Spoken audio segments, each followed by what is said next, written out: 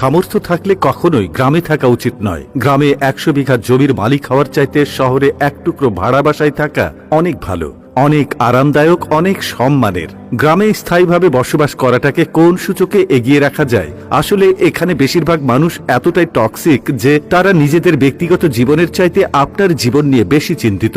আপনার চুল বড় কেন, অনার্সে পড়া সত্ত্বেও মেয়ের বিয়ে দেয় না কেন, 25 বছর বয়সে আপনি বেকার কেন, আপনার কোনো ব্যাচমেট বা আপনার সমবয়সী কেউ যদি বিদেশে গিয়ে লাখ লাখ টাকা কামায় তাহলে আপনি এখনো পড়াশোনা করছেন কেন? এসব আজগুবি বিষয় নিয়ে তাদের অনেক টেনশন। গ্রামের সব থেকে বোকা মানুষটাও শহরের মানুষকে এক হাতে 3 বার বিক্রি করতে পারবে। সামান্য জমি জমা নিয়ে যে কূটনৈতিক খেলা চলে গ্রামের মুরব্বীদের মাথায়, তা আন্তর্জাতিক কূটনীতিকদের মাথায়ও খেলবে না। আপনি পুকুরে যত্ন সহকারে মাছ চাষ করবেন, একদিন ঘুম থেকে উঠে দেখবেন সব মাছ মরে ভেসে আছে। আপনি কিছু নতুন ফুল ফলের গাছ রোপণ করবেন, সকালে দেখবেন গাছের গোড়া থেকে ভেঙে রাখা হয়েছে। এমনকি আপনার বোনের কিংবা মেয়ের বিয়ে ঠিক করবেন, সহজ সরল কেউ একজন নিজে সিএনজি ভাড়া করে যে বরপক্ষের কাছে দুর্নাম করে বিয়ে ভেঙে দেবে। মাঝে মধ্যে তারা এমন কিছু বিষয় নিয়েও চিন্তিত হয় যেসব বিষয় নিয়ে আপনার ফ্যামিলি মাথাই ঘামায় না। গ্রামের টক্সিসিটির আরো একটি বিরাট পার্ট হচ্ছে ঝগড়া। আপনি এমন কোনো বাড়ি খুঁজে পাবেন না যেখানে জায়গা জমি নিয়ে বিবাদ বা বিরোধ নেই। প্রত্যক্ষ এবং পরোক্ষভাবে এই ফ্যামিলি সেই ফ্যামিলি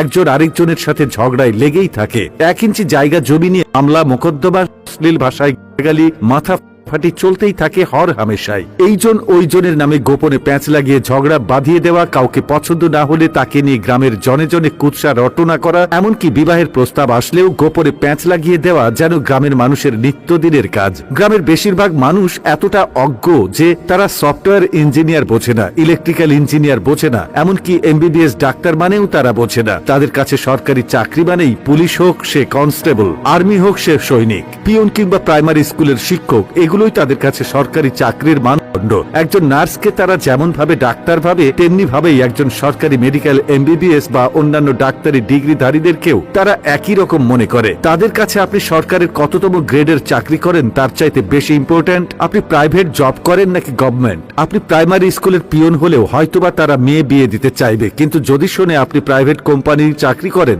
সে চাকরি যতই ভালো হোক তারা আমতা আমতা করবেই। তাদের কাছে আপনার উচ্চশিক্ষা গ্রহণের চাইতে আপনার যে বন্ধু এসএসসি পরীক্ষার পরে সৈনিক, কনস্টেবল কিংবা বিদেশের লেবারে কাজ করতে গিয়েছে তাদের দাম অনেক বেশি। আর টক্সিসিটির সবচেয়ে বিরক্তিকর আরেকটা পার্ট হচ্ছে গ্রামের চায়ের দোকানগুলো। প্রতিটি চায়ের দোকানে চায়ের কাপের চুমুকেই উঠে দিয়ে, যেখানে কার বউয়ের বাচ্চা হচ্ছে না, কার বউ কার সাথে কথা বলেছে, কার ছেলে মেয়ের বিবাহ হচ্ছে না, সেসব থেকে শুরু করে রাজনীতি, অর্থনীতি, খেলাধুলা কোনোটারই গবেষণা বাকি থাকে না, যার অধিকাংশই আবার গুজব। গ্রামের মানুষ যে কি চিজ, পরনে লুঙ্গি আর আলাভোলা একখানা হাসি দেখে কাউকে সহজ সরল ভাববেন না। তামান দুনিয়াটা মেলা ক্রিটিক্যাল ডিপ ফোকাস না করলে টেরই পাবেন না। এত সবের মাঝেও আপনার গ্রামে কিছু শুভাকাঙ্ক্ষী থাকে যারা আপনাকে বোঝার চেষ্টা করে, যারা অন্যের জীবন নিয়ে এতটা আগ্রহী বা উৎসাহী নয়। তারা মানে যে উচ্চশিক্ষা গ্রহণের চাইতে বিদেশ চলে যাওয়া কিংবা কোনো কাজে লেগে পড়া কখনো বেটার অপশন নয়। যারা কিনা চায়ের কাপে মিথ্যা ও গুজবের ধোঁয়া ওঠায় না, তাদেরকে স্যালুট। তারা